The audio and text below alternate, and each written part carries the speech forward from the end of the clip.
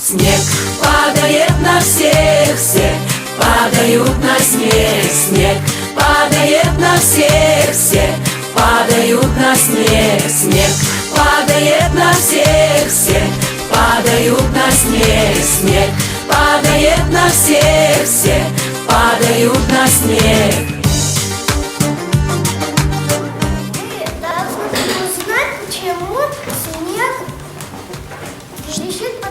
Скрипит под ногами, да?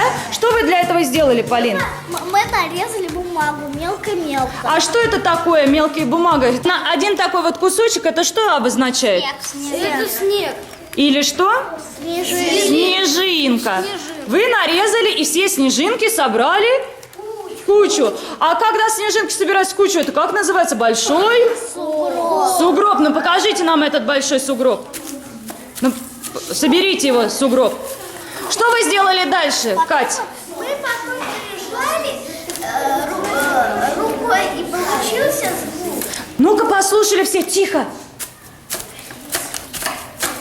Услышали? Какой вывод можно сделать?